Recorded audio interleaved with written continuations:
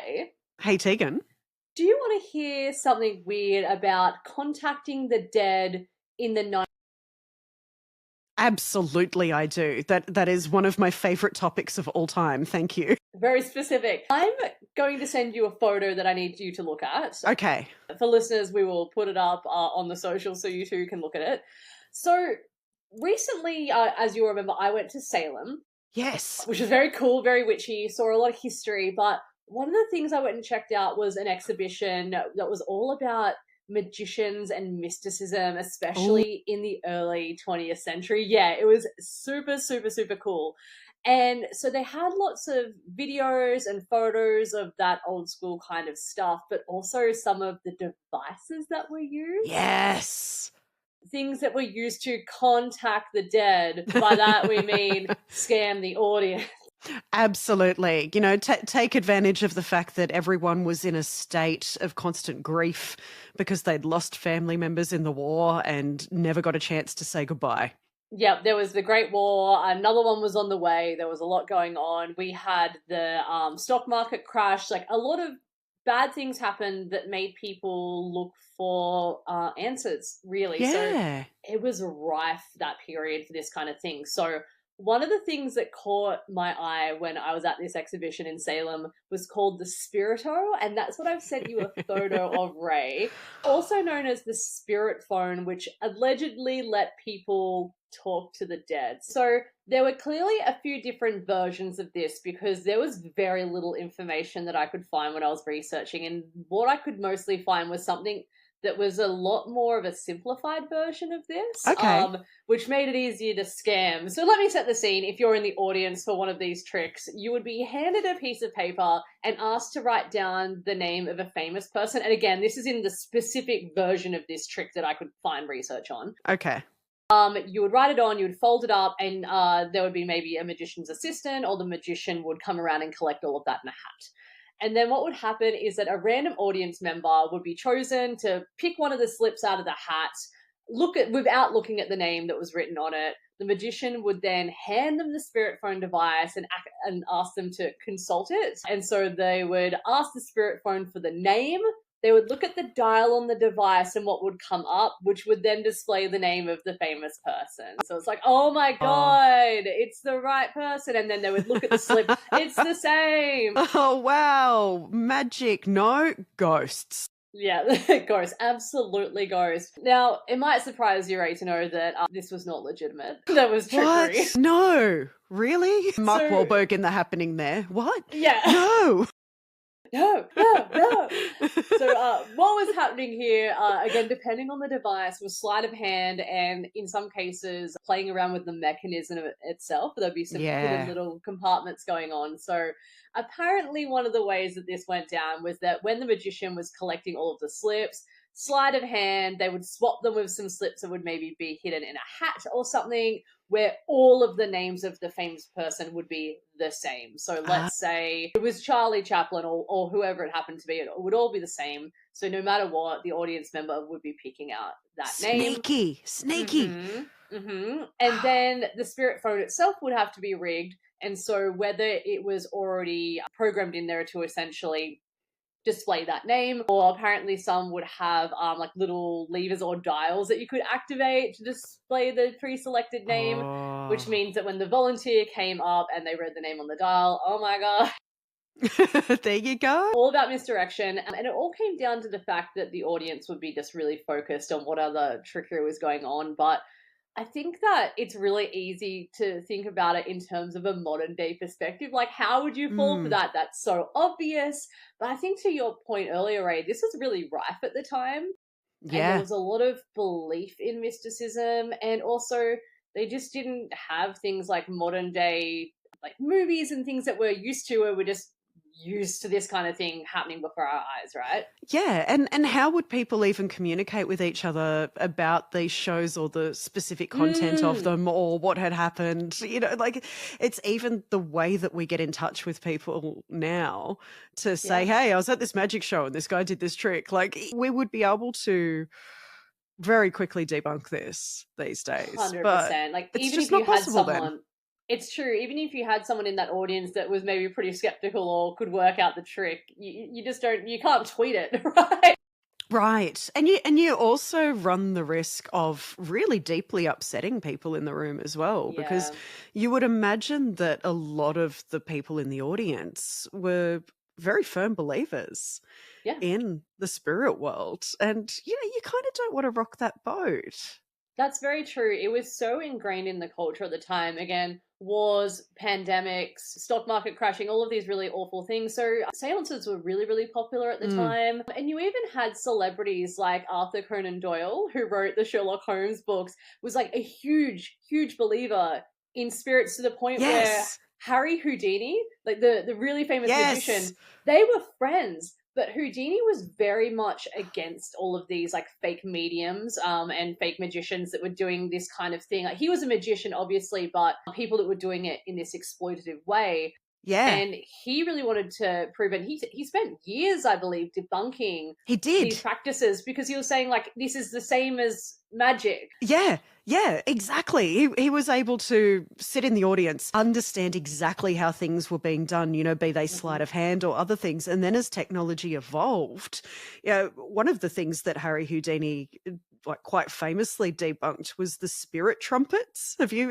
heard of the spirit trumpets? No, what's that? Please, what's a spirit trumpet? So they were something that were in seances that appeared to float around the room, which was Okay. more often than not wires. So this was when Yeah. they'd make the rooms all dark. Hmm. It was all obscured. There was incense burning. You could easily hide things. There was curtains everywhere. People on Hmm. the other side of them. So these spirit trumpets, they were like an aluminium tube, and they are basically a simple telecommunication device. So they've got hidden compartments in them where you could hide a telephone receiver and a Ha! receiving coil. So there was an accomplice hidden behind a curtain a few meters away in another room, would send their voice via a current through this transferring coil to the receiving coil in the trumpet, and then it would convert it to sound. So it was a Ha! phone. And this is in the early days of phones. So people would look at communicating the airwaves as being something that was happening in the spirit world. Wait, was So it it this made perfect essentially sense. totally was this essentially like a seance version of like the two cans on a string sort of Yes, situation? 100%, but floating. Sure, naturally floating. I did not mean to take anything away from the floating. I apologize. Very important. It was floating. I love all of this stuff. One of the other ones that I was looking at was the whole thing around spirit photography. Had you heard of this before? Yes. So Yes. good, Yes. where they were using double exposure. So essentially, it would look like there was a spirit in a photo, but all that was really happening was that when they were making the photos, they would layer two on the same plate. And so it would seem that when you then developed the photo, that there was a ghostly figure in there. It was Yeah. pretty cool. So you'd get the photo back, and there was straight up someone that would be dressed in a similar way to your relative, but they Hmm. were kind of obscured enough that it wasn't quite clear if it was them or not. Although you look at some of the photos. You look at some Yeah. of the photos that came out then. Like I, I, Yeah. I understand why people wanted to believe, I get that but modern sensibilities too, though, Ray. Like, Tegan. you're like, no, not even. Tegan. I think it's Yeah. just kind of proven to me that there are gullible people throughout the times. Look, fair enough. We should find some and put them on social. Find like some really bad ones or some good ones. The last point that I wanted to end on when we're talking about spirit phones are, I assume you've heard of Thomas Edison, Ray? I have heard of Thomas Edison. Yes. Light Nikola bulbs. Tesla's nemesis. That's right, exactly right. So he apparently tried to make a device to actually communicate with the dead called a spirit phone. So he wasn't trying to scam, like Thomas wasn't being scamming. He actually wanted to invent this thing, but he didn't believe into the mediums and psychics, probably because he was an inventor, so he could understand how this stuff Yeah. was being done. Yeah. But he did allegedly believe that spirits were real, and Yeah. that you could detect them with scientific tools. I guess an earlier perspective where something is magic until it's proven as science, right? Absolutely. It's definitely one of those things. And I think he very much sat in a space where there were a bunch of other people that worked in scientific fields that Hmm. also made devices to contact the spirit realm. It's weird. That's Yeah. have you heard of Sir Oliver Lodge? No. No, so he was a physicist. He was a pioneer of wireless technology, but he was also the president of the London Society for Psychical Research. I love it And so.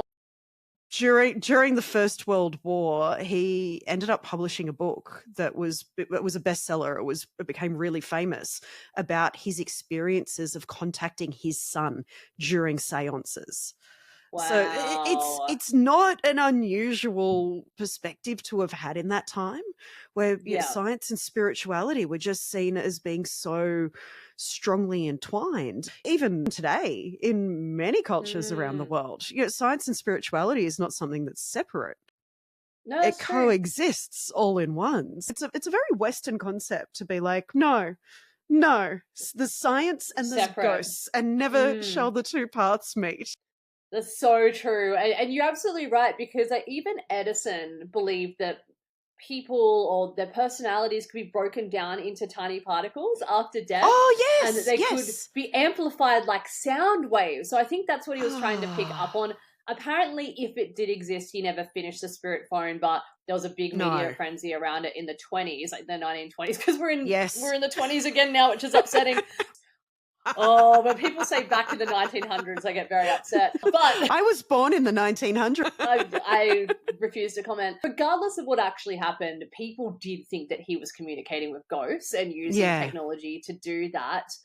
And really, from the sounds of it, it was very similar to those sort of EVP recorders that you see around today. Yeah. So it's super Yeah. interesting.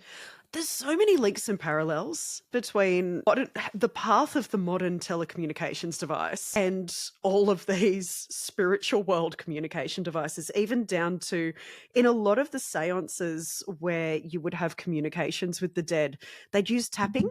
Like they'd be like, which is Morse code. It's Morse. Yeah. It's That's Morse so code. cool. But Oh my they God. weren't calling it Morse code. They'd call it spirit raps and other things. Like Now I'm just imagining a spirit rapping, but like in like a Hamilton way.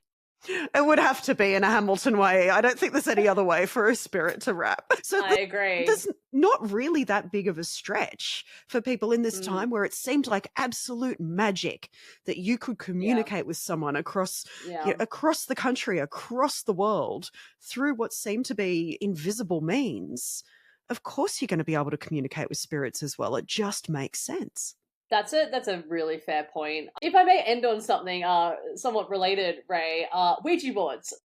Yes. Famously used in seances. Did you know they're basically trademarked or copyrighted? No. Do you want to know Who's by gonna who? It's Hasbro. Hasbro owns those rights. Sorry, I've just had a vision where you know how we're getting a bunch of movies based on toys? Yes. Uh-huh. Yeah, Give us a Ouija board movie, Hasbro. I demand it. We've had Barbie. The Sims are coming. I think that if you can have a movie where you can remove the ladder of a pool to try and drown people, that we can have Ouija board the movie. I demand it. I demand Ouija board the movie. I think that we need to start a movement.